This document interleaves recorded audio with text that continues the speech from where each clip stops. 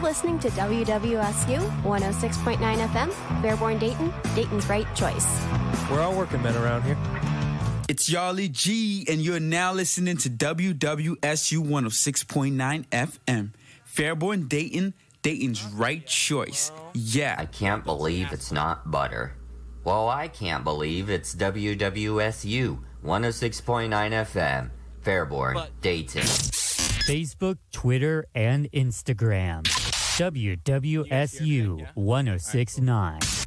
On the phone at 937-775-5555. Yo, this is Shinobi Ninja, and you're listening to WWSU 106.9 FM, Fairborn, Dayton, Dayton's right choice. All right. Good afternoon, and welcome to the second episode of The Athletic Approach. My name is Adam Campbell, and I'm joined alongside by my guest host, Noah Kindig, and we've got a very, very special guest today that we were talking about last week. We did not disclose who it was, but here she is, the one and only Lainey Stephenson. Lainey, kind of give yourself a little bit of an introduction. Okay, my name is Lainey Stephenson. Hold on. No, I can't hear her. I can't hear myself either. There we go. Okay, can you? Okay. Yeah, there we go. Beautiful. Beautiful. So like I said, Lainey Stephenson. I am a Wright State volleyball alum. I played there for 5 years. I was the setter, 2-time setter of the year, 3-time all-team first conference. I don't know. The list goes on. Why are you like shaking your head when you're like, oh, I was just the 2-time setter of the year, yeah. player of the year? Why are you just like shaking your head? Even Not player of the year, just setter of the year. Setter of the year. And even when we said like special guest, you were like, no, I'm not. Why are you shaking your head? Yeah. Own it. You gotta own it. Yeah. If I had half the list of these accolades, I'd be out here like LeBron, like pounding my chest. Oh, yeah. Time in the air, For sure. Like, you gotta own that. Yeah, I just feel like since I'm removed from it, like I've been done for a while, that I'm just like, yeah, that's what I did. You know what I mean? Well, I mean, obviously you left an impact on the players that you played with in the past and the ones that are still here. So Thank you. You got to own that. So we're going to talk about a lot of stuff today. Sports, leadership roles, Okay. injuries, Yep. cereal. Why not? Why not, right? So Noah and I's goal behind the show was to not only gain a little bit of a perspective about athletes on the court, but we kind of want to get to know them a little more on a personal level.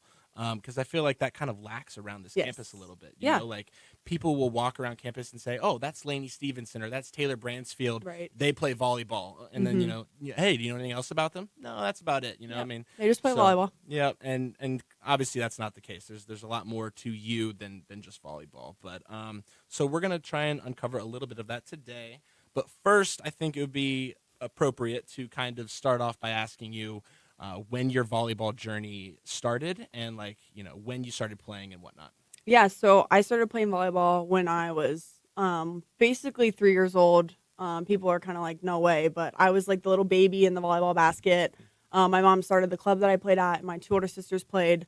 So it's kind of always just been like a way for me, like a natural born way, I guess. And then I played other sports, played basketball, played soccer, quit soccer because I didn't really like the parents yelling at me.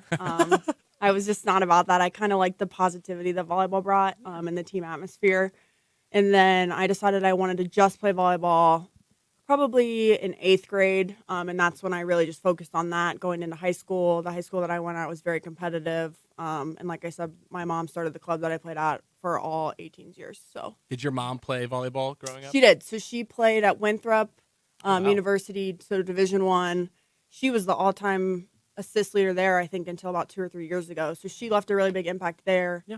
And then she moved back here and started that club because there weren't that many great clubs in the Northern Kentucky area. So, So you say you quit soccer because you didn't like the parents yelling at you. So instead you prefer them barking at you. Yeah. That's fine. And it was my dad who ran the show on that. And we kind of did it as a joke. And we're like, we just liked barking. It kind of hyped us up. And then we told our parents it was a really big game and we had lost to them in 2021 at the Michigan State match, and then we returned them a play at their place. So we just kind of had the vengeance mindset. And we told all of our parents, we're like, hey, we really want you guys get into this game, it'll help us. We weren't on our home court. So all of our parents had a really long pregame. So they were feeling it.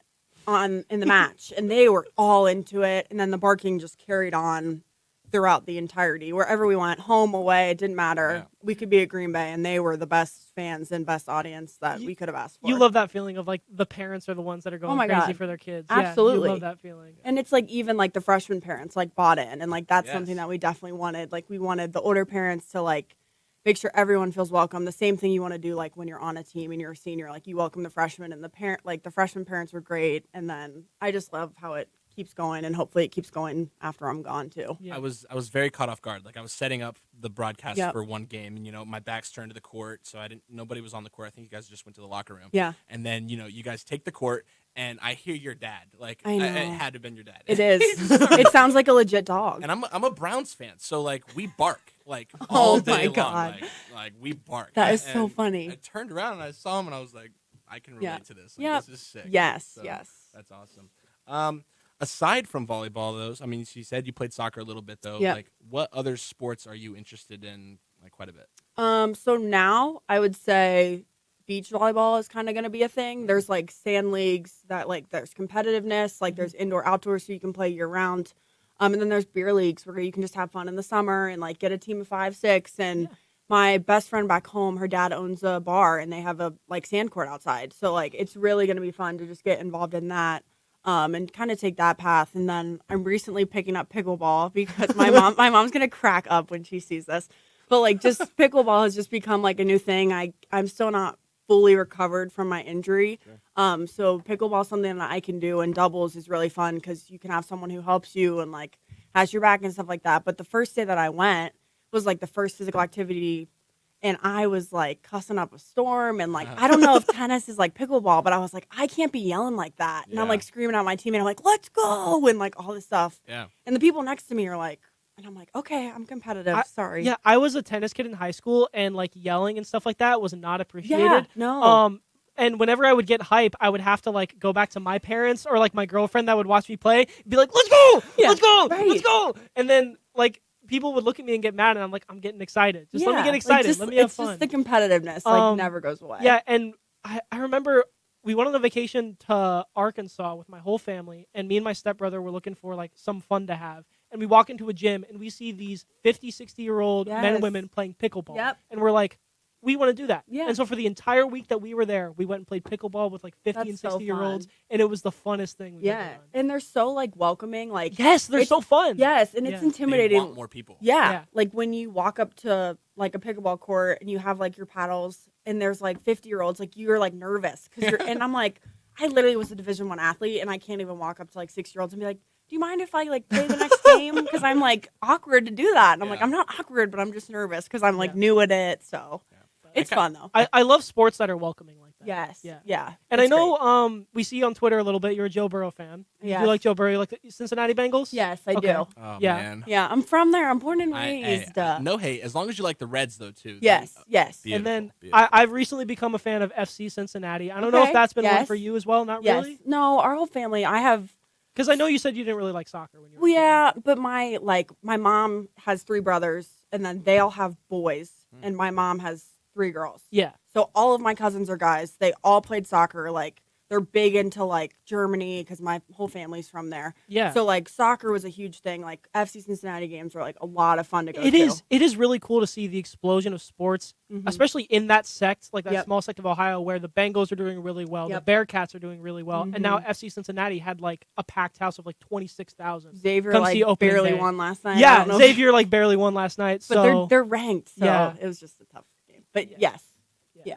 yeah, so it's very cool to see that explosion of sports in Cincinnati. Yes. I love that. It's been a long time coming for the Bengals. I'll just say it that way. It's much needed. You're like I right. said, I'm a Browns fan. Yeah, you get it. so, And I support the Browns a little bit too, and it's been a It's- long time coming for us, man. It's, Yeah. it's rough. Yeah. I Maybe mean, it'll never come. We'll see. Once we're eliminated, which that doesn't take very long for that to happen. I'll root for Cincy. Yeah. I mean they're right down the road, and There you go. I'm That's nice. I'm Good fan. Completely anti Pittsburgh and Us too. Baltimore. Yep. So no. There you go. But I will say though, like I went to so I normally go to the Bengals Browns game every single season in Cincinnati because Yeah. it's the closest game I can go to. Right. And this year, after the signing of Deshaun Watson, I was treated like crap by the Yeah. fans. And like literally I had to start chanting like Joey Votto chants to get people off my back. Like it was like I Yeah. love Joey Votto, all right? Like leave me alone. Yeah, like, it's just he's yeah. my unadopted father. Yeah. Well, and both my sisters went to Clemson, so like Oh, we wow. love Deshaun until all that comes out, and then like we're like, well, now we just root for Trevor. Like we just like because like my dad's from South Carolina, so his brothers went there. His one brother cheered there. His one sister cheered there. So like when that all happened about Clemson, and people are like, how do you know? Like, how are you a Clemson fan? I'm like, my whole family like went to Clemson. So That's big time. yeah. Yeah, I went to his first his first home game with the Browns, and I ordered a customized jersey to kind of like speak out against him. It said 24 cases on the back. Yeah. Nice. And next thing you know, I had like HBO Max trying to interview me for Oh my God. for a show, and it was totally random, but it was cool. So. Yeah, that is cool. But yeah, it was a good time. So our first like main topic of the show was the transition from high school to collegiate athletics. Okay. You know, in the past, you talked about how the pace of the game Yes. changes big time. Kind of talk a little bit about that. Yeah. So high school is just a little bit different. I ran a 6'2", which means there's 2 setters. So I was like hitting and setting. So still playing all the way around, Wow. but hitting and setting. Then I tore my labrum, had to get surgery on that. And then I was like, all right, I just need to focus on a 5'1", which there's 1 setter, 5 hitters type of thing. And I had only been in the 5'1" for about 2 years. And I wasn't great at it. I just kind of think Wright State wanted me because I was like, well, I like am a leader and like I can do this and like, oh, I'll get us to the Horizon League tournament and kind of stuff like that. But when I got here, my like technique wasn't great. You know what I mean? Like, and I just simply got by, I think, on athleticism and like the help of my teammates around me. But I would say I wasn't really my best version of like a setter until like my super senior year was probably when my hands were the best. Yeah. But the pace of the game around you is just so much quicker. You have like our right side at the time, she was like 6'3". She's in front of me, like blocking you or like blocking your hitters. So the ball's coming right back at you like 2 seconds quicker than normal. And the serves are faster. The sets are quicker. Everything is just sped up. So when you're a freshman, you're used to like a high ball, like high tempo to each pin, a little bit quicker to the middle. But in college, it's like the outside has to be quick, the middle has to be quicker, and the right side has to be fast.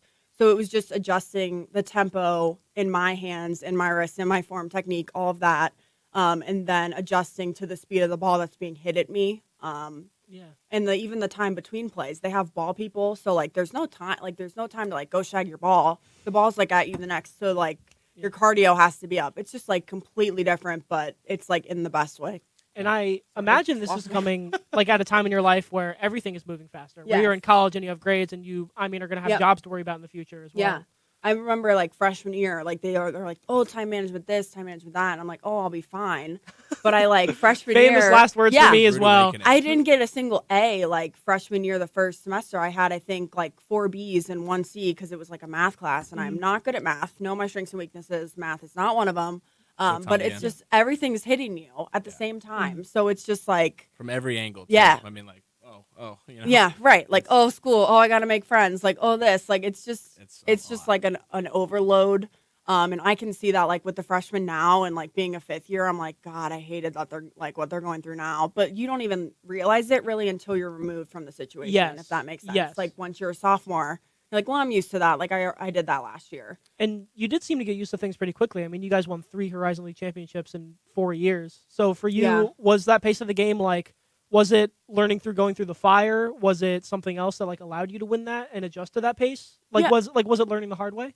Yeah, I definitely think freshman year we were 15 and 15, maybe 15 and 14. And we would cry after every single game we lost.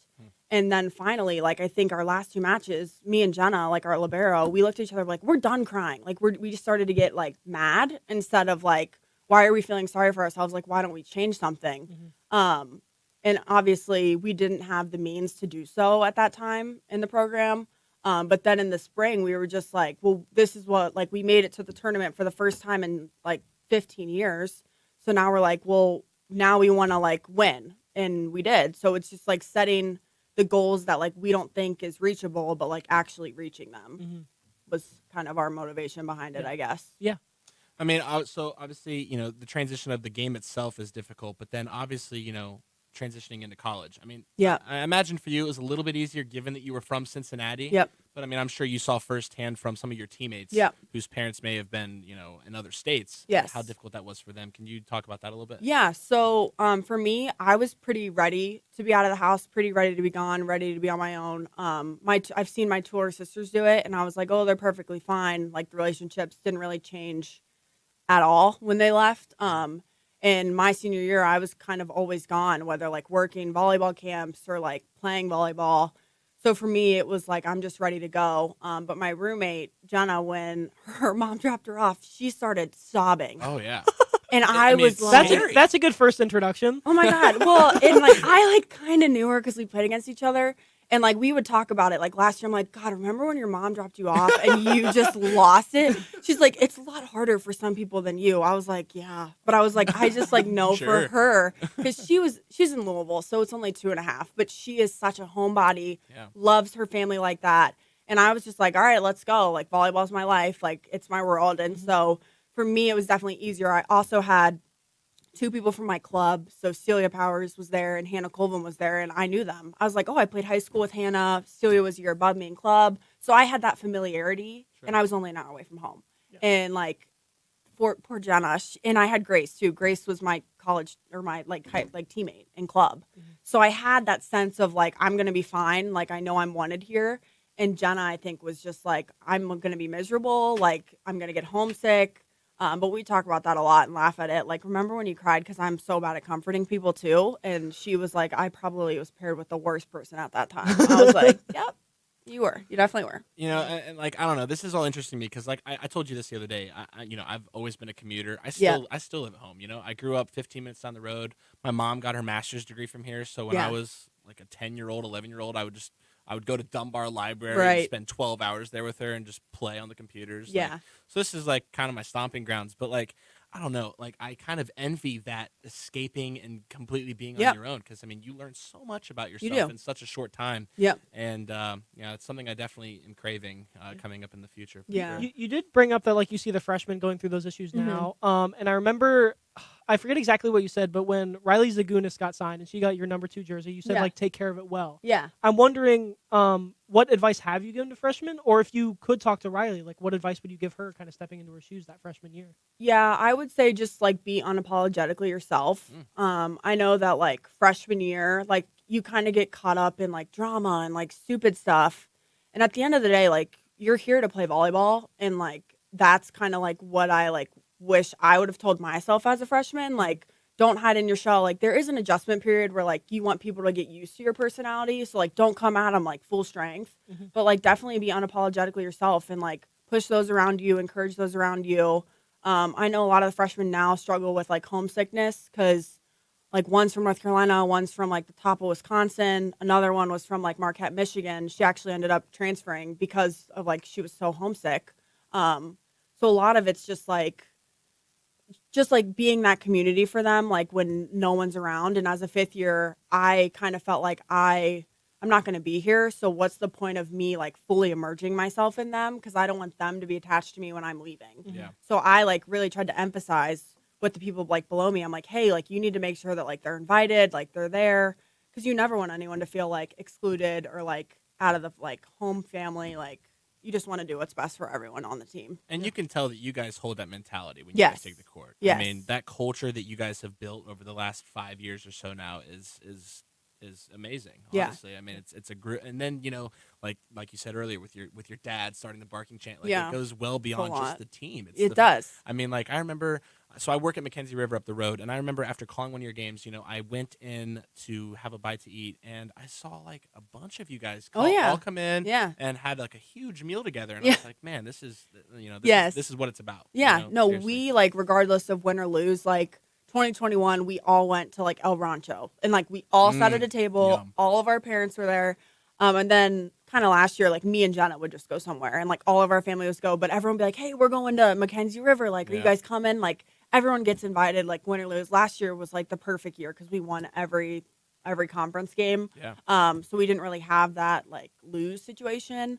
But it's really cool to see that like everyone buys in, and like that's like I said, something that I'm hoping like stays far beyond the time that I'm here. Yeah. I guess that you kind of just transitioned into our next segment here. So we're going to talk about this past season. Okay.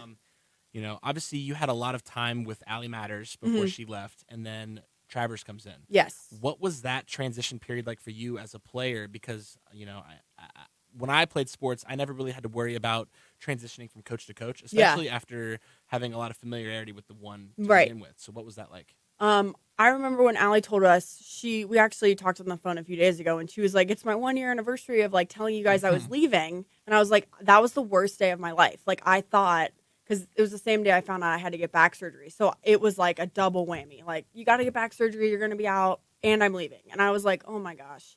So I was just like upset, like confused. And then you're like, why us? Why are you leaving? But that lasted maybe 2 days. And then I was like, you know what? Like, she's doubling her salary. She's getting 4 people on staff. Like, she's a coach, and I want to be a coach. Like, I get it. I support you. But she was a really, really big part in building that culture and being like, hey, like, we got to have each other's backs, like, and just going like 100% every single day, energy, positivity, all that stuff. So when we transitioned to Trav, he's very like, hey, I'm going to write what we're doing on the whiteboard. Like, we're going to focus on like skills, structure, technique, all that, which was different, but absolutely what we needed.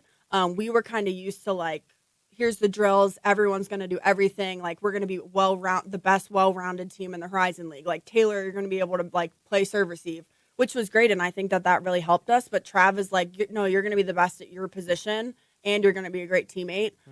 So right now we're doing like progressional growth Mondays. So we like do a YouTube video, and we talk about culture. We watch a lot of great speakers, a lot of great teams like Oregon women, like women's basketball, the Oregon team that had like Sabrina Prince or Sabrina something. I don't know who that is, but it was like 2 years ago. And then we talk about like UCLA softball, like just a bunch of like cool things that like they did to build the culture. And then we talk about like how we want to implement into our culture. And it was different, but in like one of the best ways possible. Like Allie will even say like, it was my time to move on. Like I'd given Wright State everything I could have. And Trav came in just with a brand new, fresh perspective. And he's one of the best coaches I've played under, genuinely. So it's super exciting to be able to coach next to him. Because this is his first head coaching spot. He was an assistant at Mississippi State. He was, and before that, he was at USF, and before that, he was at FIU. So he's been at it for a while, and there's no one like better suited to be a head coach than him. Like I tell him every day, you're going to be a Big Ten coach just because he's great. And this seems just like a situation where it was negative at first, but it really worked out the best for everybody. You guys got a great new head coach. Travers got a chance to do this, and then Allie over at Illinois State is still doing great. Yes. I watched the match fully through because I was like glued to the screen where she beat Illinois, that in-state rivalry, and Illinois was ranked, and she beat them, and I was like, Allie Matters, you're killing it. Yes. No, she's great. And like I said, we just talked on the phone like on Sunday. Just she's helping me out with like my future and stuff like that. So it's great to still have that connection and relationship with her, but also like Trav is great in his respect, and like he's doing amazing things for Wright State, and it's really good to know if I leave or if I stay in the fall, like they're going to be in such good hands with him as the head coach. Like I feel like they're going to be nothing but successful. When you say leave in the fall, you mean like staying around potentially to help out coaching? Yes, like a GA.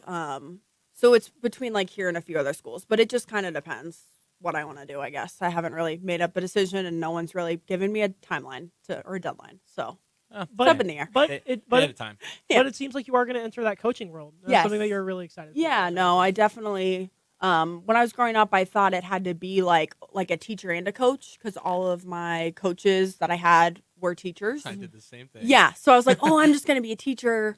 And then I realized you have to like pass like a standardized test in Ohio. And I was like, oh, I'm not doing that, because I'm just, like I said, I'm bad at math. I can write until my fingers fall off, but I can't do math and science, which I know. So I was just like, all right, so I'm going to do media studies, because I feel like I just see a future in that as a backup. And then my undergrad was organized leadership, and now I'm sports management. So, yeah.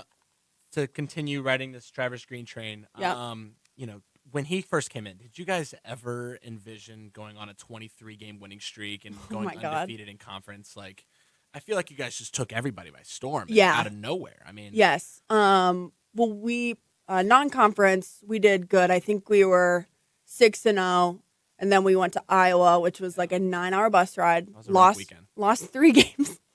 And games that we should have won. We should have won Iowa. I can imagine that was not a great weekend, but like No. Iowa State, Iowa, Drake, all 3 great teams that you guys played well against. Like, don't beat yourself up for that. Like, those were good games. But we should have beaten Iowa. And we should have beaten Drake. Like, we smashed them the first set. Yeah.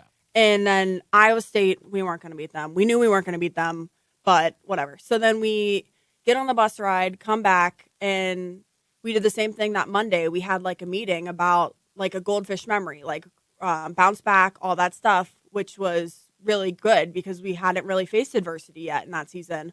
And then we went on a 24-game winning streak, which was tied for the biggest in the country with, who was it, San Diego? Something like that. Yeah, who ended up finishing like 8th in the country. But I remember, I think we played Cleveland State. And After Iowa State or?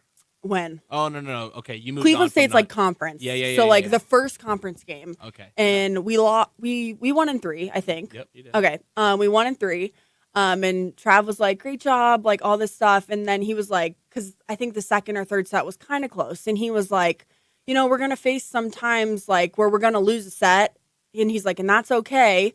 He's like, we're not going to be undefeated this year. He's like, if we do, that's pretty cool. But if we don't, then it happens. Because he was just trying to say, like, failure's okay. Like, we don't have to be perfect. We're allowed to lose sets. We're allowed to lose matches. And then we went undefeated. And I was like, do you remember when you said that? And he was like, no. And I was like, you said a good thing. But I was just like, we could go undefeated. You were just picking like, at him. Yeah. Yeah. I was like, we could go undefeated. But I was like, eh. And then we did. And I was like, all right. And, well. you know, when that win streak includes 2 against UD, it's even better. Oh, yeah. Oh, my God. I was going to say the stars kind of aligned because you guys played UD first following that Iowa trip. We did. And then Wichita State and then Dayton again. Yes. So, and I mean, you know, everybody who knows volleyball from Wright State perspective at least knows how much you and the rest of the team loves beating up on you. Oh, yeah. I know. It's so fun. I coach a 14-year-olds team, and they're like, hey, we're going to the UD, like, OSU game on Saturday. Do you want to come? I was like, I'm good. I was just playing them 6 months ago. Yeah. They're like, really? And then the next day, Monday, they're like, oh, my God, UD beat Ohio State.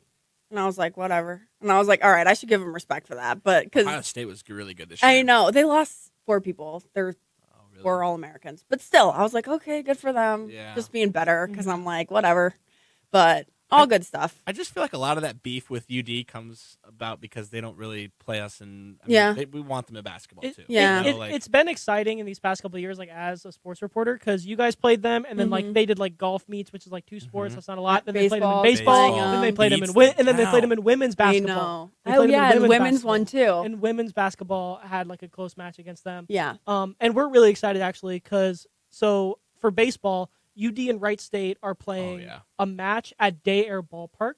Okay. And we're going to be broadcasting that game. You are? At the Dayton Dragon Stadium. And we're going to be Nice. broadcasting that game, hopefully from the media box. Hopefully we get Wow, box that'd be seats for so that, cool. Which would be cool. But like, I just think that's so cool to have 2 colleges play at Day Air Ballpark. Yeah. And I'm like, nothing against them. It's like, I feel like it's the same rivalry as like UC and like Xavier. Yeah, you know it's what like, I mean? it's the like, in-city rivalry. Yeah. And I'm like, there's nothing, I really have nothing against anyone, but it's just like, it feels good, better when you beat them and all that stuff.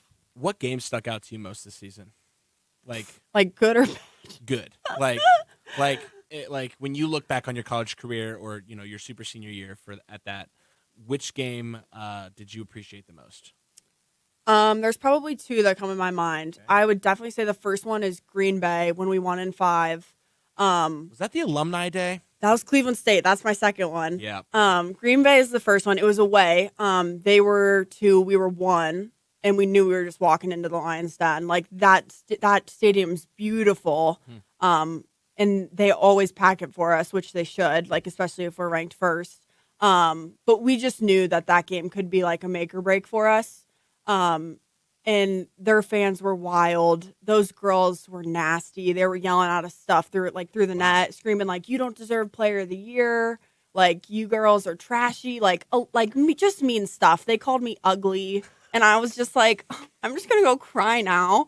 So then when we won, like block something in your face. Oh, yeah. I'm not that. I couldn't do that. But I could set a ball. But they called it we called a timeout and we switched sets going into the 4th. And Megan pulled us because I'm not really a yeller. I'm just like, why can't we? Like, I just work hard and I just support. Yeah. And Megan was like, they are being rude. She's like, they are mean girls. She was like, just win. She's like, they're saying we don't deserve to be the first team. Like, we don't deserve to have player of the year. She's like, just shut them down. And then we came out the 4th set, and I think we won like 25-12.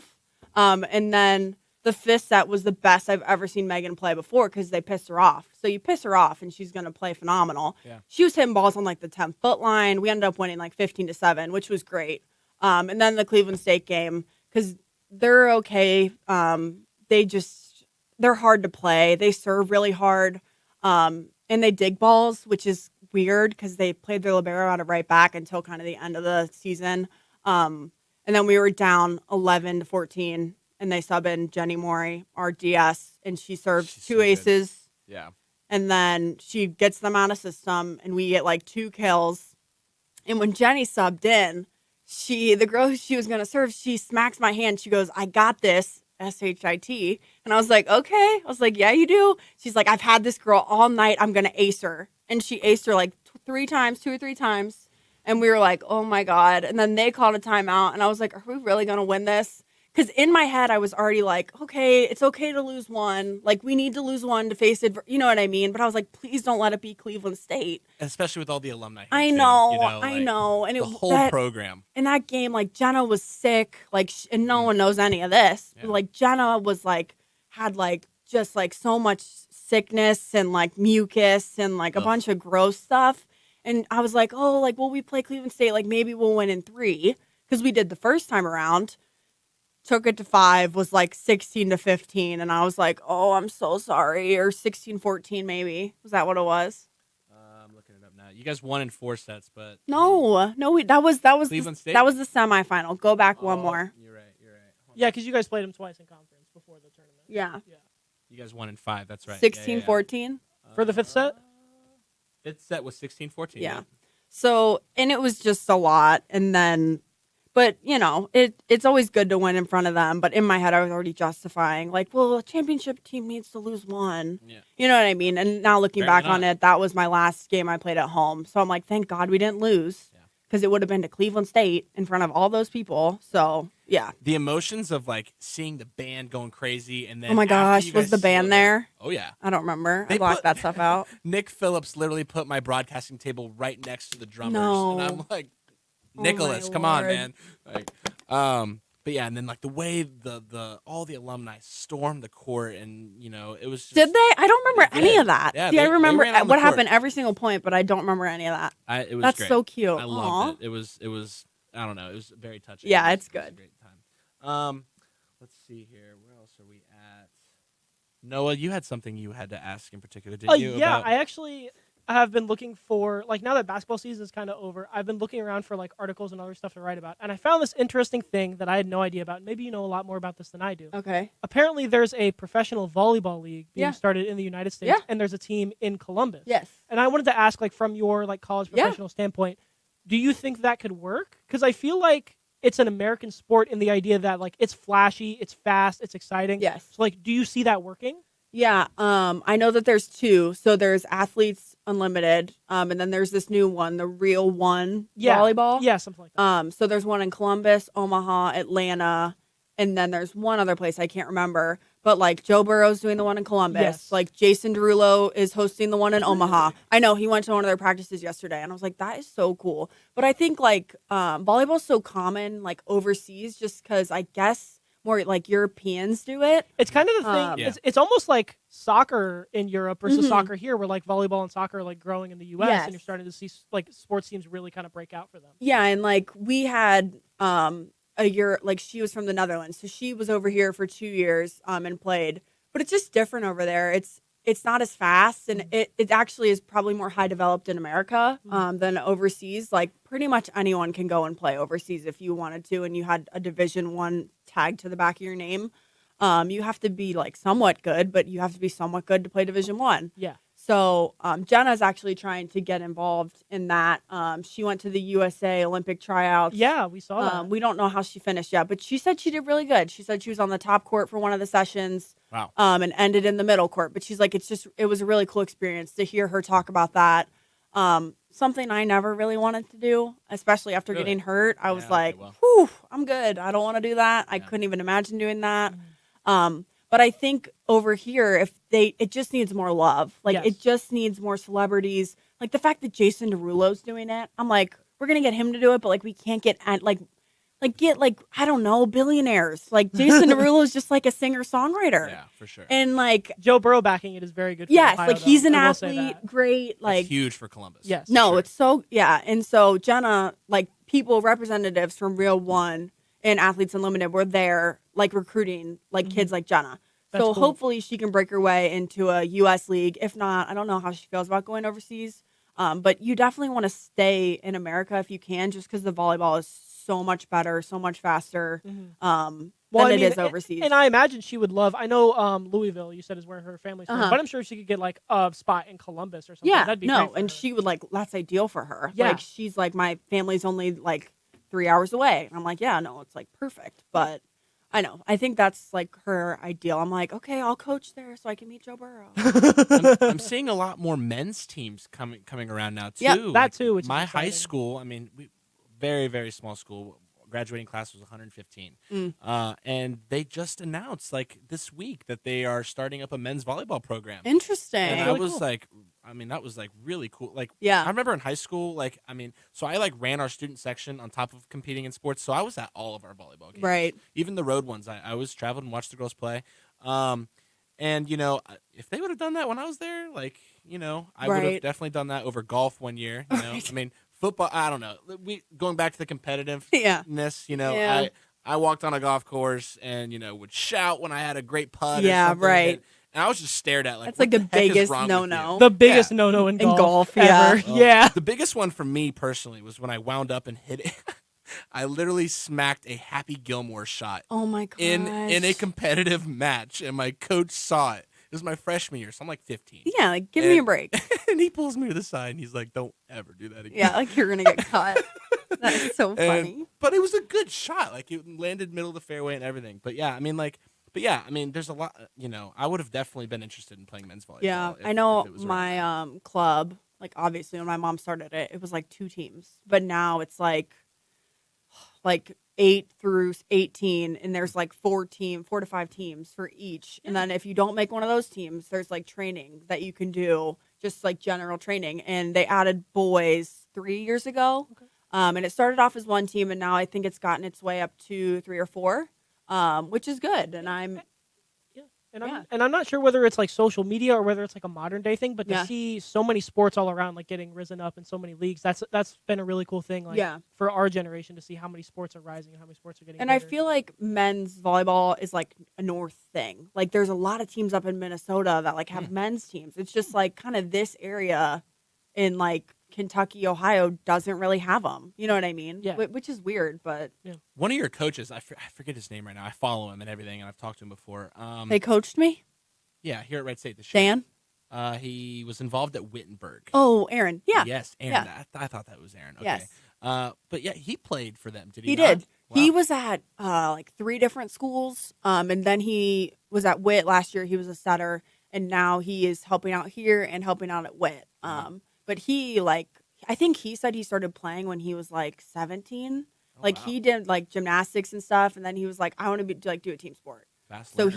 he like jumped on volleyball, and then he went to like a community college, I think, and then transferred to a bigger school. So See, and that's how I'm like kind of confused. It's like, you know, if a lot of high schools don't have these teams, how do you get to a college men's team? Like, Right. how are you recruited? If there's, I mean, I don't know. I mean, That- Yeah. I'd imagine it's a similar thing for like the gymnastics world, where like what high school has gymnastics? Sure. But True. they're but there's a still lot of bringing organized talent. gymnastics outside Yeah, of yeah, That is school. true. That's true. Yeah. And, because I there's mean, not like a lot of club men's Yeah, volleyball. I don't But see like that. that's why I'm like it's got to be up north because he's from Minnesota. Okay, Mhm. So makes he sense. just was like, I'm gonna join a club men's team, which you can do up there. But like here, there's nothing. And seeing all of these sports like continuing to evolve at the rapid rate that they are, like the timeliness of it, like right after COVID, like if Yeah. anything, you would have expected more of a decline than an incline. So But I don't know. you know, it's- people are excited to go out. FC Cincinnati fills their stadium with like I know. 26,000 people, which was like an amazing night to see. So. Man, you're really a Yeah. big soccer fan. Well, I am. I we love were- it. I was gonna go this weekend, but it's too cold. It's too cold. It's I've way never too been to a cold. soccer game. I think they're playing. You have to go. Let's FC go. Cincinnati's so fun. Let's go. The three Yeah. of us will get There is tickets. Perfect. there is nothing like a soccer game because like on TV like it looks so boring. It right? does. But even in like the 70 minutes where there hasn't been a goal ever, people are up and down screaming, for sure. shouting, and man, when that goal is scored, oh my god. what's the student or the fan section they have? It's they like have a name for it. I think it's named after the zip code. The 513? Yes. Yeah. I think it's named after the zip code. 513? I think it's named after the Yeah, zip and you code. like have to pay extra money to like get in the fan section. And it's like the crazy section like, where like they shoot off painted- smoke and like Oh, painted like, in the I've seen flags. that. like yeah. nuts. Yeah. Wild. And, as oh. a broadcaster, like some of those guys on the call for those games are electric when Yes. they call a goal. Really? Oh my goodness, yeah. Yeah, after this, I'll Interesting. have to show you some like, of the best soccer. But yeah, it's been great to see the evolution, like FC Cincinnati and LAFC, the You were talking about that really one. new club.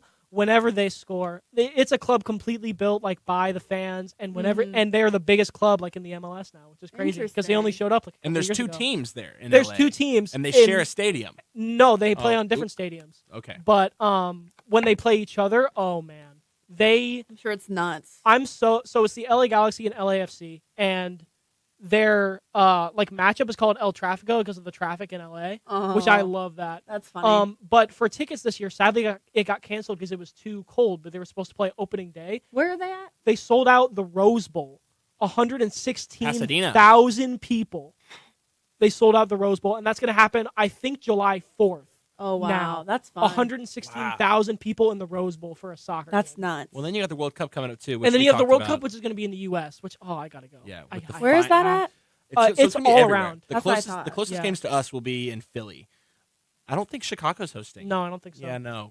But Kansas the City is. the Is Atlanta or no?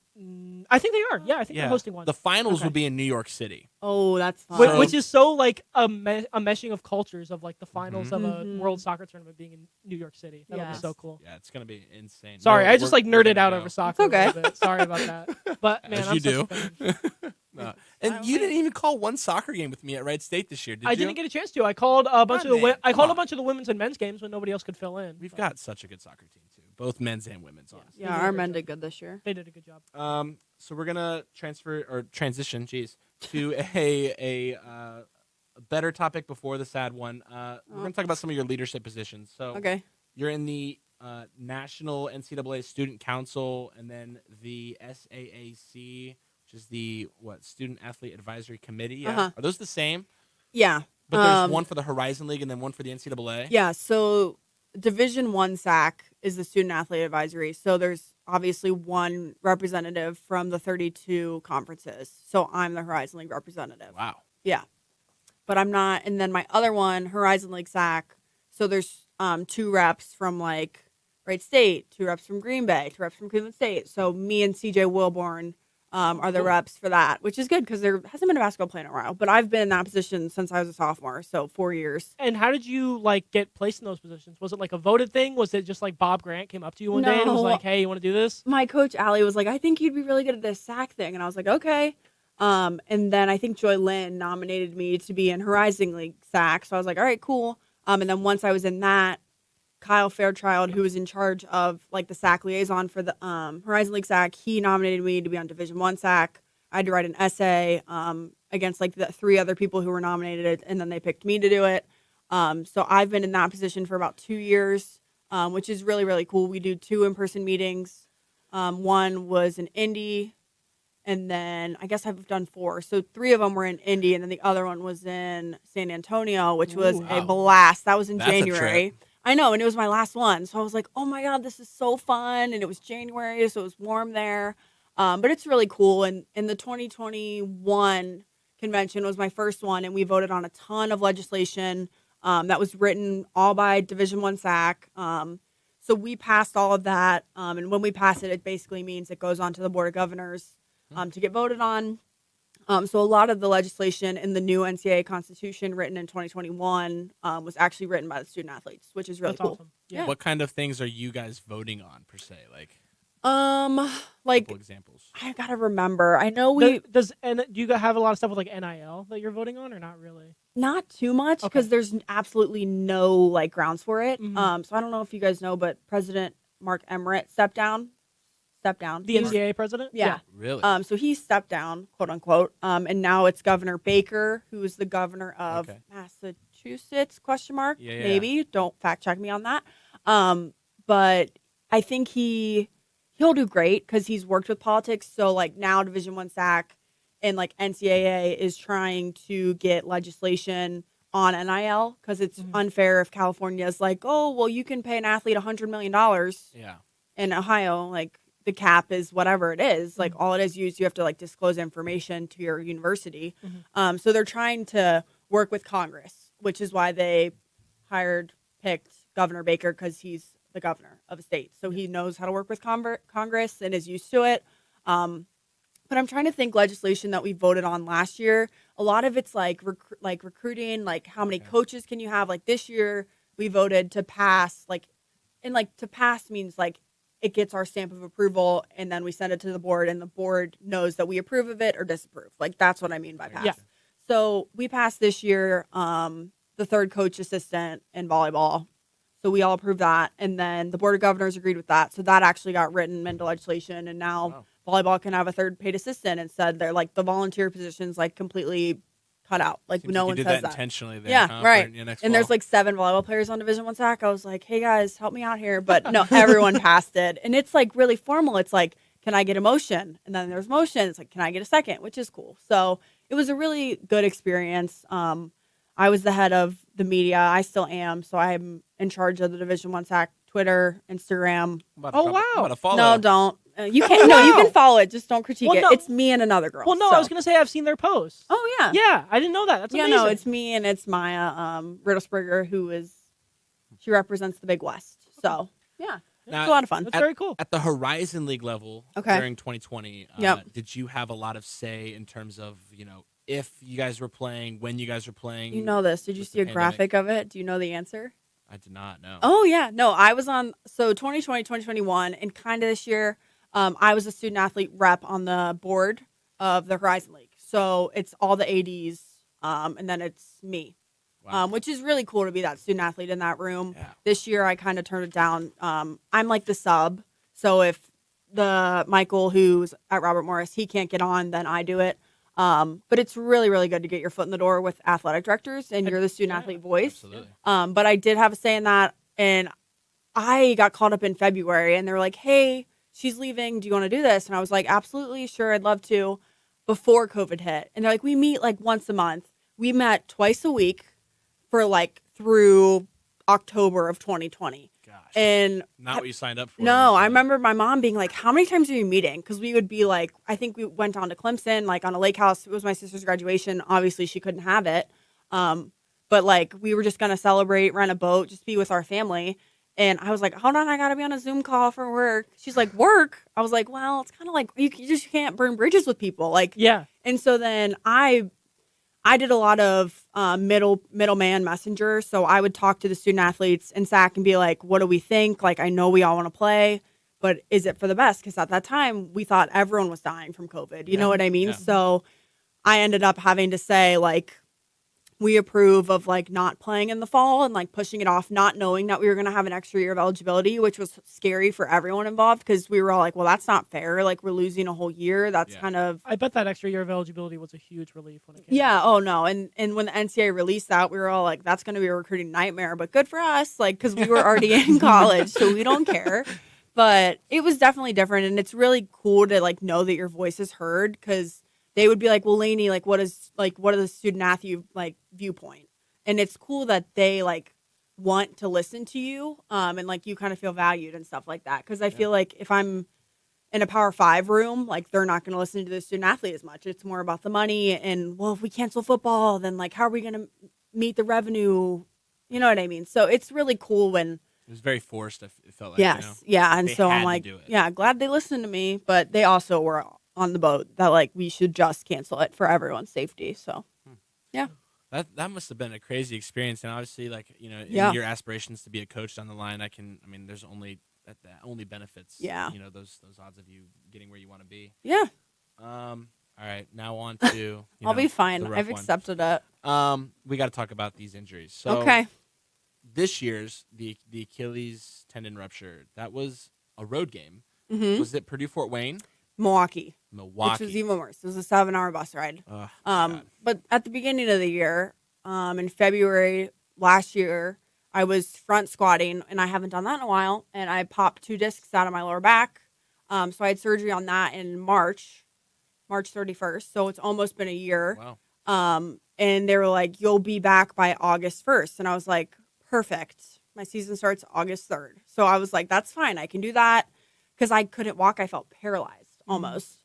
And they said that that's pretty normal. So I had the microdiscectomy done. He fixed like the bottom of my spine. And he left the other one because it was just bulging. It wasn't fully herniated. So he left that one. But I have like severe scoliosis. So my recovery and rehab like took a little bit longer than expected. Yeah. So we come back like July 20th for like summer practices without our coaches. And that was the first time I touched volleyball. And I was like, let's just hope for the best. And it wasn't bad. So I was like, thank God. But then I was like, okay, I just need to like regroup because it's going to be a lot. And I did okay until we started tournaments. And then I had shooting pain down my leg, which is sciatica, now that I know that. You should be a doctor. I mean, Well, shoot, you got another degree on. I've had a lot of issues. A lot of firsthand experience. Yeah. So I had sciatica. And in that point in my life, I was like, I want to quit. I don't even want to be here. I don't want to coach. But I tried to never let anyone around me see that because I knew I wasn't going to quit. I'm way too competitive. I don't want to leave my team down. But I was relating volleyball to pain. And I was texting people and I was like, I literally cannot be a coach. I was like, I can do something in admin. I can do something else. I do not want to be a coach. Like, I am in so much pain. And I just like remember telling people that. And then I went like the massage therapy. They tried me to do that. Dry needling helped a little, but nothing ever fixed it. Until I got a steroid shot, which was long overdue. They did that in like my glute so that it just like would block off all the sciatica pain. Immediately. And I got that done the day before we played Dayton, and I was good. I was like, oh, this is the best thing that's ever happened to me. Like, I was good until about October, like Cleveland State-ish, like October 16th, so about a month. And then I had scheduled my next one, and I was like, oh, I'll get it like after. Oh no, I think I got it right before Cleveland State. Didn't work. They put it in the wrong spot. So if they put it in the wrong spot, it's a hit or miss. Like, literally is a hit or miss. And they missed it, but they can't shoot it. Like, they can't give you another one because it's like literally legal.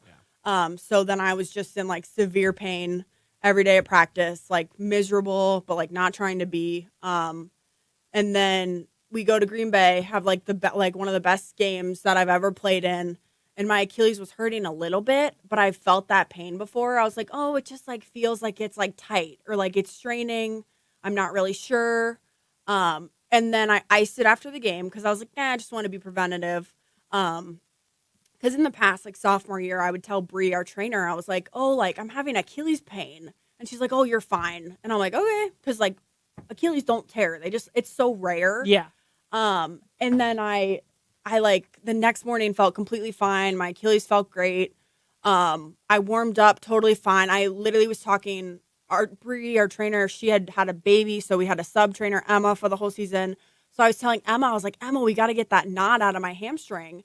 Like when we get home, because I think it's really causing me like more pain in my back and in my leg. And I was like, we got to like start on the rehab. Wasn't even thinking about my Achilles. Went through like the hour of pregame, serve and pass, was totally fine. And then like 7 points into the game, I was starting like across the net, was running some move I've done literally over 1 million times, planted off my back foot and it just popped. And then I like fell, grabbed my leg and I was like, I just tore my Achilles. And everyone around me was like, what? And Megan was like, because she was like, oh, why'd you trip over your shoe? Like tie your shoe, like totally thought that I just twisted my ankle or like, oh my God, she twisted her ankle again. Yeah. And Megan was like, and then I saw you didn't get up. And she's like, and I've never seen you not get up. And I was like, no, I just tore my Achilles. Like, and everyone was like, what? And I was like, I felt it shrivel. Like I tore my, you can, like, cause you hear people talk about it, but it never happens to you. And then I was like, oh, I literally can't walk. And so then Callie tries to help me up, but Callie has the same back pain that I had, like the exact same injury. And I was like, get away. And so then I wasn't even in pain really. I was just like, no, I heard it pop and I felt it shrivel. Those are the two things that everyone says about an Achilles. And so they get me off the court and then I start crying because I was like, oh my God, I'm not gonna be able to play this game. And like I'm not gonna be able to play against NKU on Tuesday. That was my only concern because they were second now because we had beaten Green Bay. And so they end up, I think it was Emma, our sub trainer, who's like 5'6". She ends up carrying me off the court with, I think, Jenny Morey, who's the nursing major. So and she's my neighbor and a really good friend. So they carry me off the court. I start walking down the stairs just like sobbing. So my mom and dad walk over and I'm like, no, I ruptured my Achilles. Like, I know it's ruptured. And my mom's like, well, you don't know that. I'm like, I know it. Like, I heard it and I felt it. Yeah. And it took them about 20 minutes. A doctor came back. They do what's called like a Thompson test. And all I was worried about was having the score up. I'm like, are we winning? Like, I just didn't care because I was like, we just need to win. And they do a test where you lay on your stomach and they squeeze your calf. And if your like toe moves, because that like is what keeps it connected, then it's not torn. And mine, it didn't move. So it was torn. And I was like, you can just tape me up and like put me back out there. I was in like the denial phase. I was like, I won't play now. I won't play Tuesday. I won't play against Youngstown and Robert Morris. Or like, I need to play like in the At least tournament. in the tournament, yeah. And Emma was like, we'll just have to see what your surgeon says. And like, that's all she kept saying. Because like, how is your trainer supposed to like tell a kid, a starter who's played for 5 years, like you're done? Especially someone who's as competitive as you. Yeah. You know, And my you mom. can't take no for an answer. Yeah. And then my mom gets my dad. They both start crying. And I'm just like, you guys are making it better. But like, literally, like there was just nothing that anyone could do to make it feel better. And then I walk back out there in the third set, and like it is like someone died, like literally. And then after the game, I like crutched up to like shake Milwaukee's hands. Those girls start hugging me, and then my team, like Trav's like, way to like win that game. He's like, but like something really sad has happened tonight, and like just like be here for her. And then all the parents come down. Everybody is sobbing, like from like all the moms to the dads. Everybody is sobbing. It literally was like someone died. And I was like, well, yeah. And I was just like, it was the unknown of like, holy SHIT. Yeah. You have like been playing through your back pain and like now this happens to you. Like, can't catch a break. And it was just sad. I've never seen that many dads cry, which like when dads cry, that like gets you. You know what I mean? Yeah. Like, and like when I was like crutching back, like I like had to go pee. All the moms are in the bathroom in a circle sobbing. And I'm like, oh my God, I can't see you guys right now. Cause it, like, I'm friends with the girls and then like we hang out with the parents too. So it just like really, it was tough, but it is what it is. So you had the Achilles and then your back. Have you had any other injuries aside from those? Like my shoulder surgery when I was 17. But just like small things like my hamstring tear. But it's not ever anything I couldn't get back from. That's why Megan was like, well, you always got up. And like when you didn't, I knew something was wrong. And like, and you're still recovering now. I mean, you said that you can play pickleball though, which is better. Slowly. Watch out. Yeah. You can play pickleball. Yep. How are you feeling today? It is what it is. I just got back from a life skills with Allison and we had to talk about like grieve and like how we're feeling life after sport. Mm-hmm. And I hadn't really thought about like how I was feeling. And then now I'm like, well, yeah, like that's annoying that I couldn't break the assist record. I'm 212 away. Like I know the exact number I am away because I was on a tracker, like counting how much I needed. And it's just a shame that my like career ended the way it did. But I think like had it not ended that way, that I wouldn't have seen all the out love and like care that I gave into the volleyball world that like came back to me. Mm-hmm. So I think everything, and everything definitely happens for a reason. Just like I won't really see that. Like I had so many DMs from people that I've played against, and I got a card from Oakland. NKU made me sign the night we played them. Like just stuff that doesn't happen when like other people get injured, but like happened like to when I got injured that I like will always remember. Mm-hmm. Noah, have you ever had like any crazy traumatic injury happen to you playing in sports? So I have not. However, I had a really good friend when I played soccer. His name was Harrison. Harrison was a first-year soccer player, and he was the kind of kid that did not have skills on the ball, but he was the kind of kid that you respect for playing because he played the way that I played, which is you run as much as you can, and every single time somebody else has the ball, that's your ball, and you go get it. Right. This was a JV game. This was not a varsity game. Harrison goes to win a header. The other kid jumps straight up. Harrison, who is 6 inches shorter than this kid, jumps up, goes over the kid, lands on his back. No bueno. However, there's 7 minutes left in the game. Harrison plays for the next 7 minutes of the game. Perfectly fine. I'm warming up for varsity. This is my good friend. I'm worried that he's hurt, but he's running around playing. Right. As soon as the game ends, adrenaline kicks out. Yeah. Oh, yeah. He is not sitting on the bench. He is on the floor, cannot get himself up to sit, cannot walk. Ambulance comes, takes him to the hospital. Jeez. He was not able to walk for the next few weeks. No. The silver lining of that incident, very similar to yours, team sent him cards, team visited him in the hospital. Yeah. Not just the team, he was a well-liked kid around the school. Right. Yeah. Everybody comes to see him. And the silver lining was there was a foreign exchange student who he really wanted to take to homecoming. Aww. He asked her to homecoming. She said yes. Aww. And even though he couldn't dance very well, I'm and even though he blushing. couldn't walk, Yeah, that's even so though he couldn't cute. walk very well, he got to take her to homecoming. and they That's had a so good time. cute. And he couldn't dance very well, and he was a little bit iffy, but he was off crutches, and he was walking, and Good. he was able to take her to homecoming. That's Good. amazing. Yeah, that's adorable. I always told myself. So I mean, like I played football, golf, basketball, and baseball, and I always told myself, like, you're never gonna get hurt. Like, you might I get was the bumps and extremely bruises. fortunate through 13 years of soccer and through the way that I fought for the ball against kids that were way bigger than me. I'm extremely fortunate to never have been hurt. Yeah. My senior year homecoming football game, I blew out my entire knee in the third quarter. ACL, MCL, meniscus. whole nine yards. It was a rough surgery. Oh, shit. Hold on. We got to take a quick break real quick. We'll come right back. Hold on. Real quick. Sorry, it's Are the we top of the over? hour. We'll be right back to close it out. Yeah.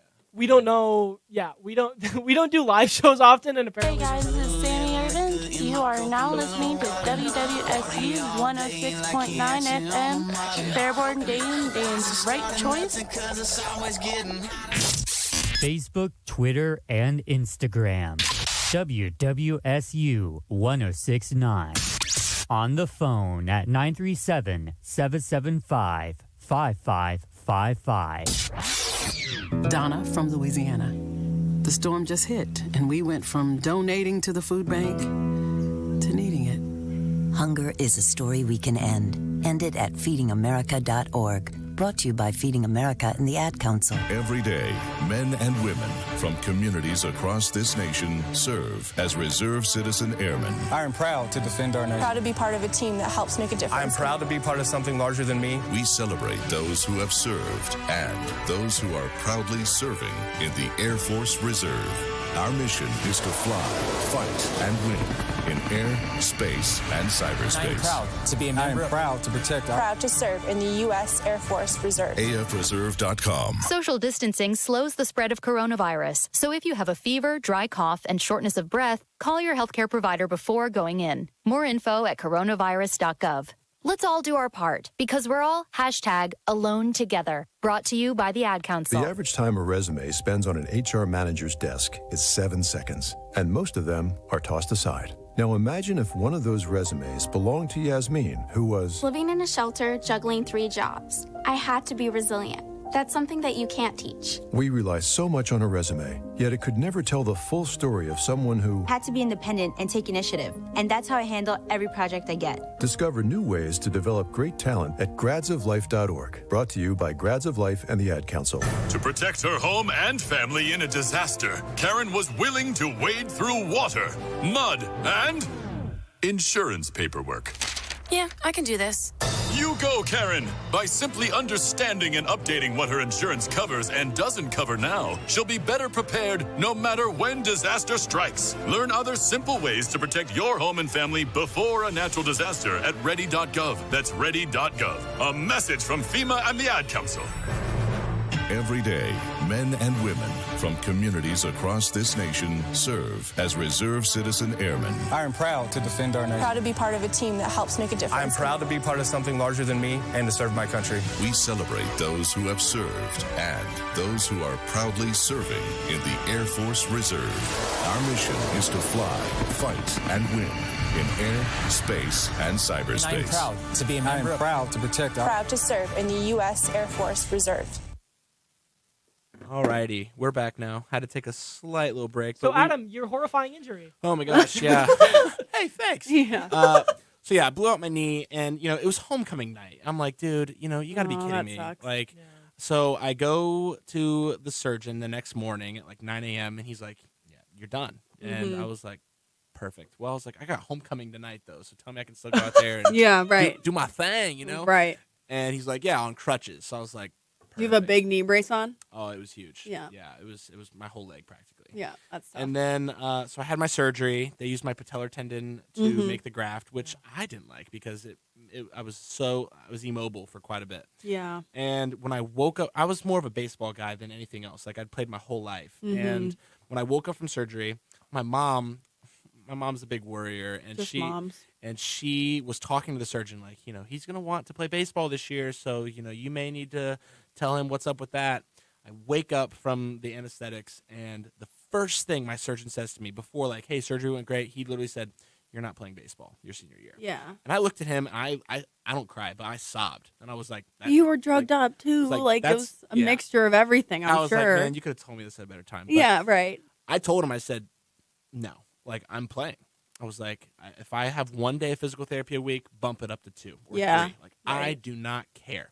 So I tore it in October and had my surgery, like, it was like late October, had the surgery in early November, and somehow, some way, managed to get myself medically cleared by March. That's nuts. That's unheard of. I played that year, yeah, and it's definitely kicking me in the butt now. I was actually longboarding around campus the other day, and I kind of popped it again. So it's like, I don't know. Oh, was that what you said on Tuesday when you came in? You're like, oh, I hurt my knee a little. Yeah. I was like, wonder what he did. And then I was playing basketball, and I was at the gym. And yeah, I just don't take care of it the way I should. Yeah, right.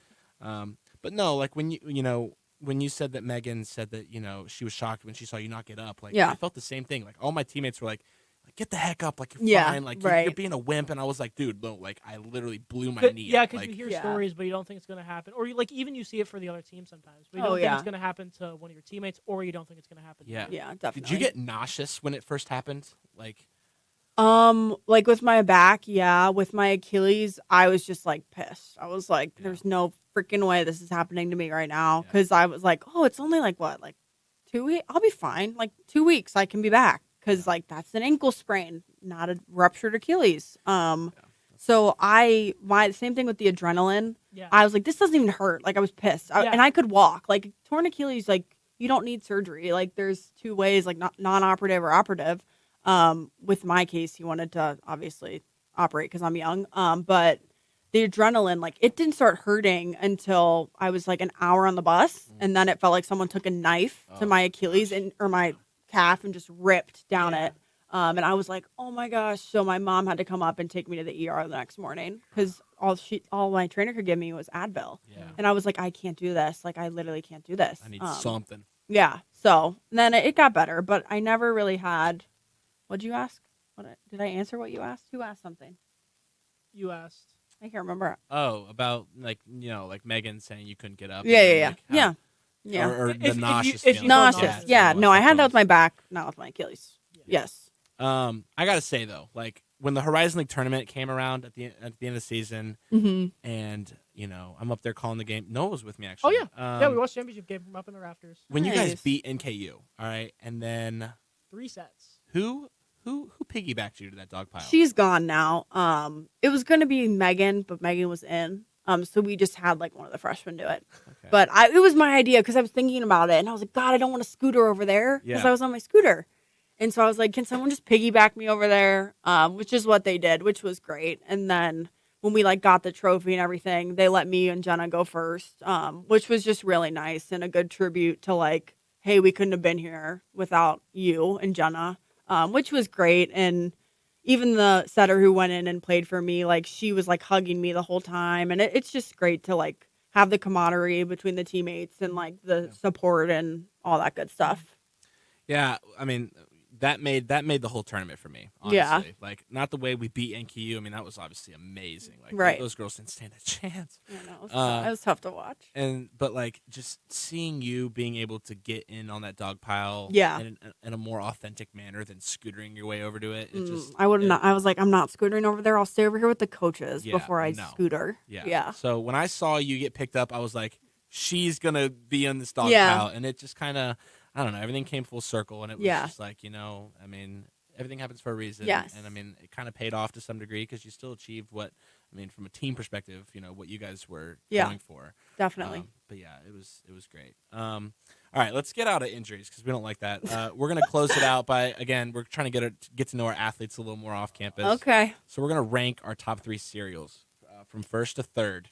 Okay. And we're gonna let Noah go first. Yeah, he's don't got let me go some first. interesting ones. We talked about this a little bit before the show because we were like, we don't want to get blindsided. Don't We're tell gonna me we're gonna blindside Lady. We don't want to get blindsided. By Yeah. this. So number 1 is peanut butter chocolate. I'm gonna go with Reese's Puffs. Number 2, I'm gonna go with Captain Crunch, and then number 3, we're gonna do Cinnamon Toast Crunch. All right, Cinnamon Toast Crunch 1. All right, Frosted Flakes because they're Oh, great. God. They're great. That's number 2, and then oh gosh, you said Captain Crunch. I'll probably either Captain Crunch berries or Fruit Loops. Yeah, that's number 3. Something fruity. Yeah. Okay. I hope you don't eat like Special K or something. I was like gonna that. say. Oh no. Nothing wrong with Special Oh, K. no, I Nothing mean- wrong with Special K. I was like, they probably won't know what that is. So I was Oh, in I my know head. what I it was is. changing it to kids cereals. Raisin Okay. Bran or something. So mine is gonna be number 1 is Cinnamon Toast Crunch. If I'm going for like a fun, it's definitely. It's so unmatched. good. It's so good. My number 2 is Special K Chocolate Delight. It's good. It's like Ooh, the okay, chocolate, Chocolate one. Delight, yeah. Yeah. So it's not Some that bad. strawberries in there too. That'd be kind of Yeah. No. Yeah. Fresh strawberries. That's good too. My number 3 is probably Honey Nut Cheerios. I like regular Cheerios too, though. It's kind of basic. The Honey Nut Cheerios are a major sleeper. They're good. for sure. Those Yeah. are so good. Absolutely. They're probably not terrible for you either, I imagine. But I well, would the re- I would the imagine regular my ones. cereals are not good for you. Those are like athletes. No one said Tricks. I was like, I forgot about Tricks. They are for Tricks are for kids. They're kids. good though. They are very good. Man, oh man, this has been a lot of fun. Yep. I really appreciate you coming. You are our first guest, and it's very fitting. I mean, the face of the Horizon League from an Oh, athlete's Lord. perspective. Here Something we like go. that. Yeah. So, on Noah and I's behalf, we would love to thank you for coming on to the show. Thank you guys. And, Yeah, appreciate it. yeah, if you wanna help us find some other athletes on campus that want to get on and make their voices known, we would love to have anybody we can get. So from all sports, I mean, Yeah. seriously, like if you got a bowler that wants to come on here, we'll interview. I could probably get you a bowler. Yeah, I mean, I know a couple of them, so that one would not probably be too hard. But Hey, the bowling coach just like walked by us a few days ago, and we had a great. He's very conversation. nice. He He's did. very, very He's nice. very nice. I wrote on them last month, and Yeah. he was upset that I didn't call him. I was like, well, hey, I mean, Yeah. wanna develop a connection with your athletes rather than me having to do it through you. Yeah. So it worked out. But once again, thanks for joining the show. It's been a fun one. Tune in next week at 2 o'clock, 1 o'clock. What are we thinking? 2 o'clock. Okay, yeah, 2 o'clock. We had to adjust this week's show to make it more fitting. We'll be back hopefully with another athlete, and we'll bring it back with the 3rd episode of the Athletic Approach on Campus. Until then, everyone have a safe and amazing week.